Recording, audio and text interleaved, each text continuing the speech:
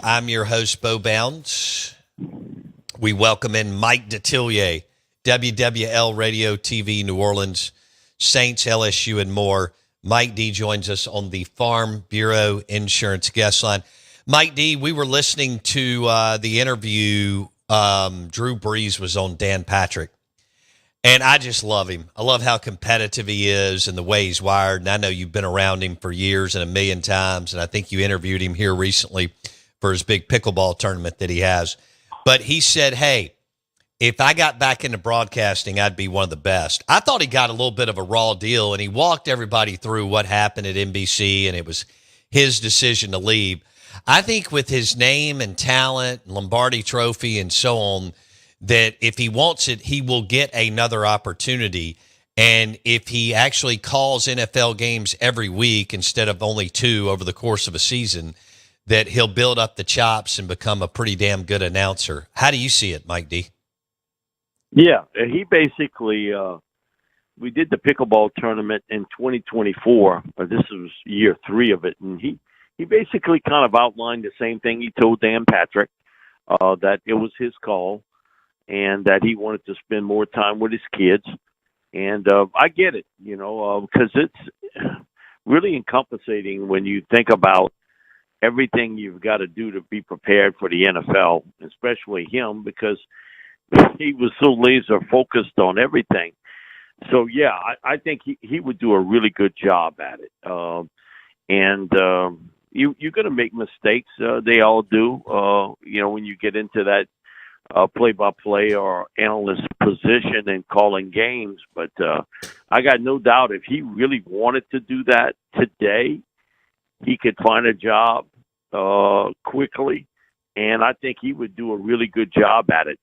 The way he processes it is just amazing to me, because he sees things long before you or I or anybody else could see it. And we saw this years ago when Hank Stram did games, and he was the color analyst. And being a former coach, he could kind of see a play happening as they come up to the line of scrimmage, the way they lined up. I think Drew would be the exact same way.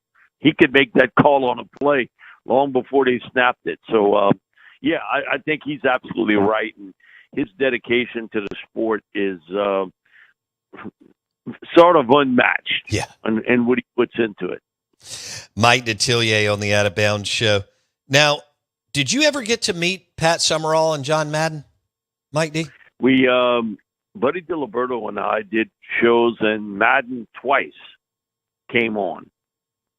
Told us his story about he was the only coach in the NFL at that time before he got into broadcasting. Terry O'Neill was the guy that really talked him into it. Terry was at one time the vice president of the Saints, but Terry ran CBS and NBC Sports, and I think at the end he was head of ABC News before he came to the Saints. Mike Ditka was the one who really pushed him into that. And so I knew the backstory of it through Terry, and John didn't have a radio or television show as a head coach. Wow. But Terry saw that he had the chops and that he could express himself, in a way that the audience would like. And Terry said at first it really didn't click. But he said, after a while, you sort of got used to how he was, and then he became the personality that we all think about. And John sort of repeated the exact same thing Terry O'Neill had told me about how he got started. And, he's coached some of the unbelievable personalities. And we had a couple guys from the city of New Orleans that had played for him. And Billy Cannon, he did a couple of shows with us, and he talked about John as an assistant coach. And he said, at that time, I knew he'd be a head coach in the NFL somewhere, but he said, I knew he'd be a head coach just by the way he interacted with players and the way things were. So didn't get to really say meet him, but we did a couple interviews with John, and man, the John Madden you saw on television was the John Madden you did the radio show with. It was nothing different. That's so cool. You've lived a good one, Mike D. Mike Detillier on the Out of Bounds show. He's met everybody and got to interview the late, great John Madden, who made game day so awesome for so many of us. He told the story. He almost came to the Saints as an assistant coach. Tom Fierce, because Tom grew up in California, and he was a star player with the Rams. Then became an assistant coach with Vince Lombardi and the Packers, and he became the Saints' first coach. Well, John and Tom Fierce knew each other really well, and John wasn't sure he'd get his shot with the Raiders as a head coach. And Tom Fierce made him an offer to come be the defensive coordinator with the Saints in the 60s. I think it was 68 or 67. And John told him, no, I'm not going to do it. And he said, I'm going to stay. He said, but I did think about it. Because, it was a basic expansion team. And I thought, hey, I can make my mark here. But he said, after thinking about it, and he said, I saw that John Rawls, who was the head coach at that time with the Raiders, him and Al, they didn't really quite see eye to eye on a lot of things. And then Rawls bolted. He left the Raiders and became the head coach of the Buffalo Bills. And that opened the door for Madden. But, yeah. He told that story about that at least he thought about it. And he said a lot of it had to do with his interaction with, which it was at that time, the Saints' first head coach in Tom Fierce, who was, great player in the NFL, Pro Football Hall of Famer. And it did work out for Tom because he tried to coach like Lombardi, and that was only one Lombardi. Wow, this is great. Mike Detillier, WWL Radio, TV New Orleans, on the Out of Bounds show. All right, I want to go back to something, Mike D. You said, and I think I got this when I wrote it down. You said John Madden did not have a TV or radio show when he was with the Raiders. He did not. How did that was that because Al Davis didn't want anybody else to share the spotlight? Or what do you think? Why do you think he didn't have a show either on radio or TV? Mike D. His only comment when we asked him about it was that Al said, it was part of his contract. They can't have a TV or radio show. And he said, listen, I was so thrilled to be the head coach of the Raiders. I signed it and didn't question Al. And he said, I didn't think that was such a big thing. And he said, the money, when you think about what some of them are getting today, is unbelievable for doing, 15, 20 minutes. But he said at that time, that was not a huge moneymaker for any head coach anywhere.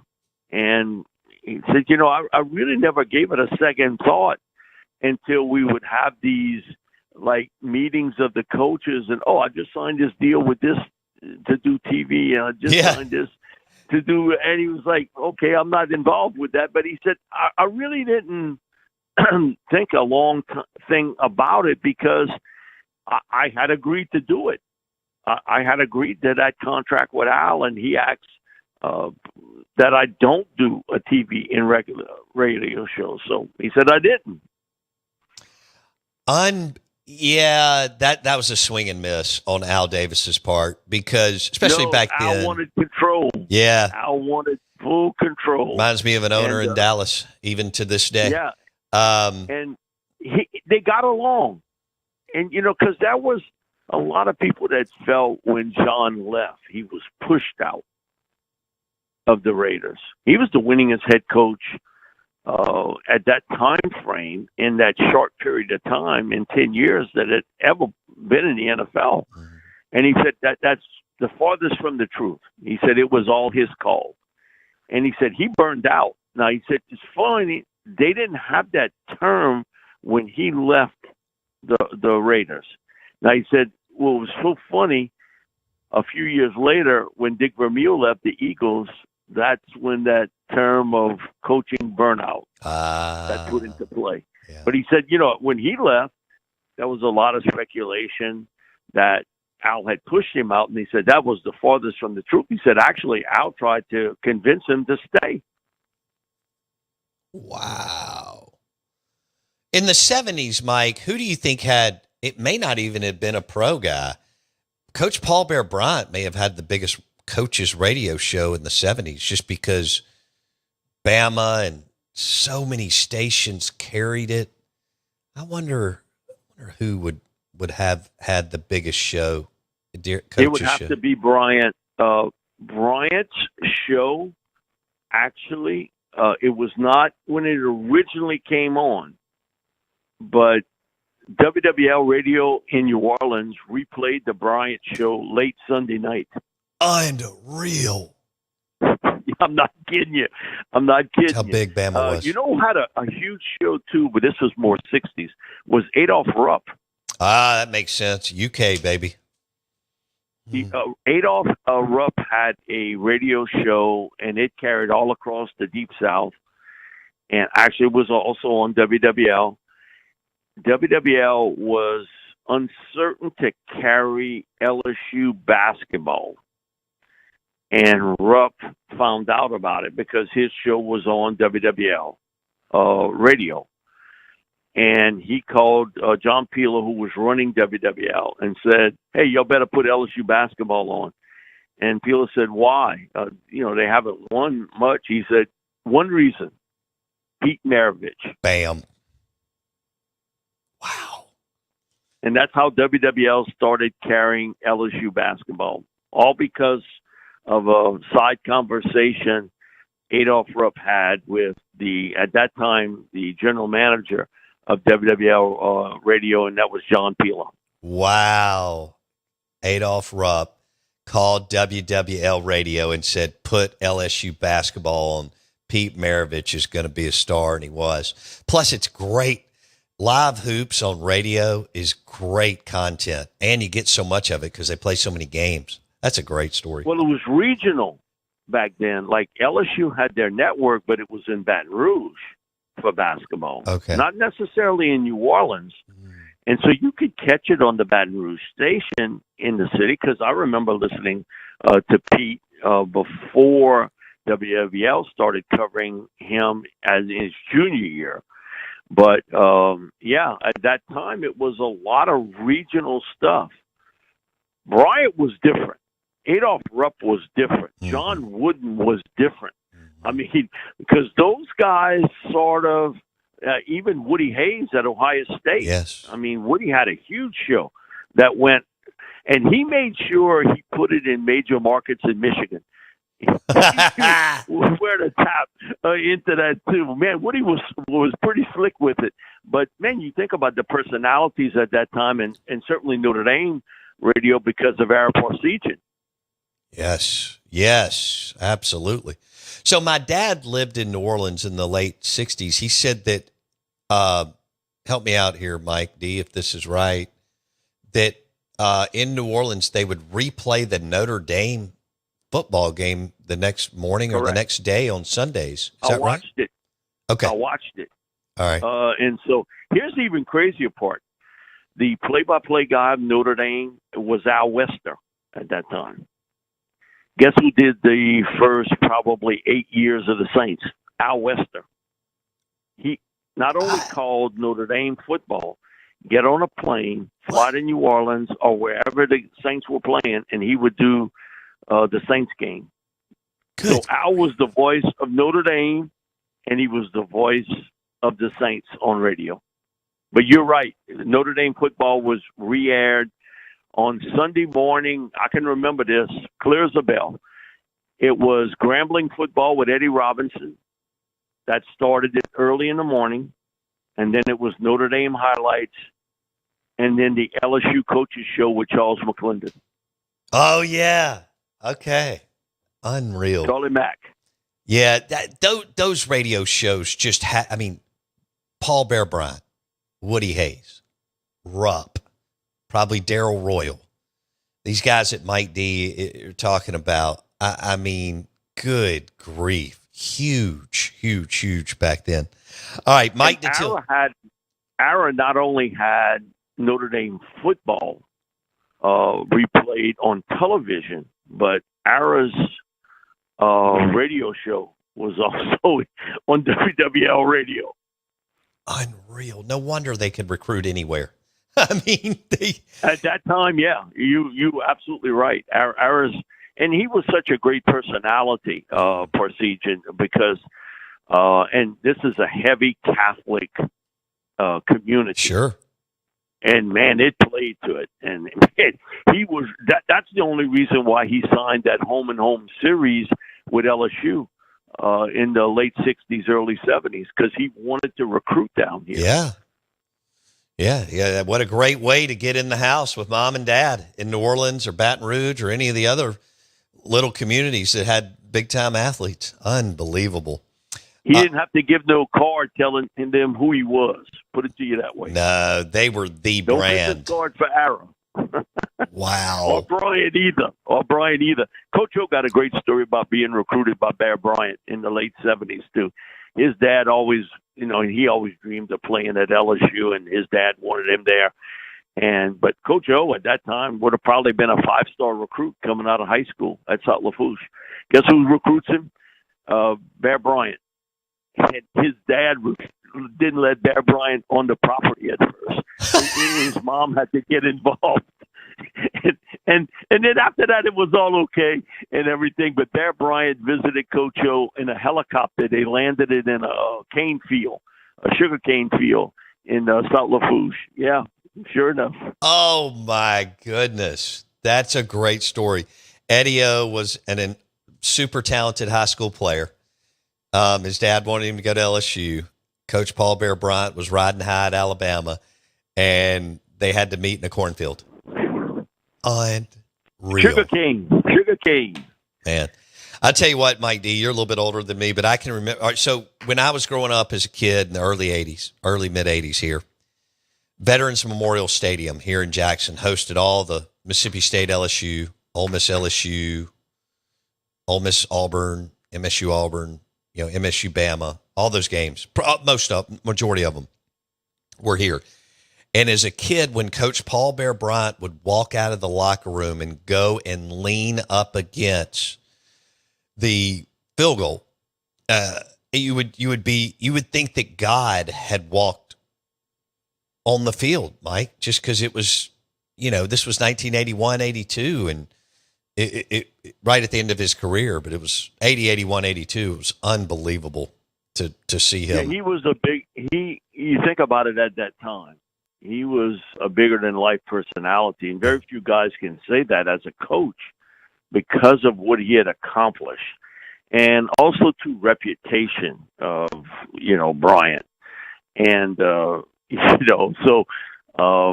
was a bigger-than-life figure. He got a lot of guys from the state of Louisiana. I know John Forcade was telling me his story that he was going to go to Alabama. John was the most highly recruited football player in the state when he came out and one of the top in the country. And he was going to go to Alabama. He wanted to play for Coach Bryant. And Mal Moore was the offensive coordinator. And Mal tells John, and I heard Bo Jackson almost make the exact same comment. He told him, said, listen, John, you're going to redshirt, and then you might be able to play a little bit as a sophomore, and then we'll get you ready as a junior. And John was like, man, hell no. I ain't, I'm not sitting for 2 years. And so he went to Ole Miss and got to play right away. And I heard Bo Jackson make the comment. They were trying to recruit him there. And he said, you might be able to play a little bit as a sophomore, then you can be ready as a junior. Boys, you done lost your damn mind if you think I'm sitting for 2 years. And Forcade was the same way. I mean, because John, man, he was a national recruit down here. And we didn't have a ton of them, but they had enough. And sort of the same reason he went to Ole Miss is why he didn't go to LSU or Alabama. They weren't asking him to play right away, and Coach Sloan gave him that opportunity to play right away at Ole Miss. He was a hell of a player. Mike Detillier on the Out of Bounds Show, ESPN 105.9 The Zone. Mike, I've only got a couple of minutes. What's the temperature in the room on Brian? I still don't believe that Brian Kelly has warmed to the LSU fan base, but you know the room. Tell me what's happening. And they ain't warm to him either. So it's a mutual situation. But listen, if you win, all that goes out the door. Amen. But, for what you paid to bring him in, I think LSU fans thought he was a guy who was wildly successful at Notre Dame. He did not win a national championship, but he comes to a state that's either one or two in the country when it comes down to per capita putting players in the NFL, that it would happen quicker, and it hasn't. And he's lost all these openers. That's the other thing. Okay, you lose back-to-back openers to Florida State, then you use USC, and now you play Clemson back-to-back years. Not only this year, but next year. And so I know he didn't have a lot to do with that part of the schedule. Bad scheduling. But man, you gotta win here. Right. And I don't know about quite the fit and how the fan base kind of it just accepted him and how he accepted the fan base. And so it's been sort of a weird connection with Brian Kelly and Baton Rouge and Louisiana. But yet, if he wins, then all that's forgotten. But, for a lot of people, longtime LSU fans who give money to LSU, their deal is, man, he's just a northern coach come down here for the money. That's how a lot of them feel. I can't wait. That could be a hell of a game. I hope it is week 1. LSU, for our listeners, LSU at Clemson. And Clemson, some people believe Clemson has 4 first-rounders, according to some of the NFL mock-ups. I know we're a long way from, late April of next year, but they feel like they've got their best team in years, possibly since the last time Mike D and I watched LSU play the national championship game in the 2019 season in the Caesars Superdome. Mike D, have a great week, my man. We appreciate you. Thank you. Appreciate it, Bo. At Mike Detillier on Twitter, he joined us on the Farm Bureau Insurance Guest Line. The show is brought to you by Sound and Communications. Your next video wall for your business, school, lobby, powered by SoundcomAV.com. Sound and Communications. Call them today for your next video wall.